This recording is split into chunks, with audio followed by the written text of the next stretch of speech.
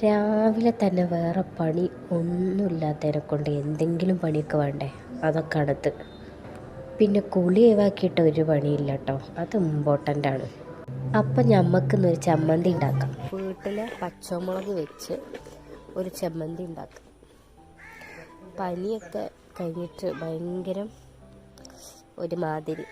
അപ്പം ഒറ്റ ദിവസം പനിച്ചിട്ടുള്ളൂ, നാവിനൊന്നൊരു രുചി പോലും അറിയാൻ പറ്റണില്ല. ഇങ്ങനെ വീട്ടിലുണ്ടായി പറിക്കുമ്പോൾ നല്ല രസമല്ലേ.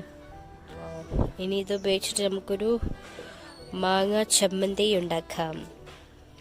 കാശി പിന്നെ എന്തിനു വേണ്ടിയിട്ടാണ് സൈക്കിൾ ഓട്ടണമെന്ന് ഓൻ തന്നെ അറിയില്ല, എന്നും തന്നെ അവസ്ഥ. പ്രത്യേകിച്ച് ഇൻഗ്രീഡിയൻസ് ഒന്നുമില്ല. കുറച്ച് പച്ചമുളക്, പച്ചമാങ്ങ, പിന്നെ ചെറിയ ഉള്ളി, ഉപ്പ്, കുറച്ച് തേങ്ങ, അതൊക്കെ കൂടെ സെറ്റ് ചെയ്തിട്ട് മിക്സിയിലിട്ടിട്ട് ചറ പറയാറിഞ്ഞിട്ടായിട്ട് അടിക്കുക. ശരിക്കും പച്ചമാങ്ങ ഇങ്ങനെയല്ല കേട്ടോ കഴിക്കേണ്ടത്.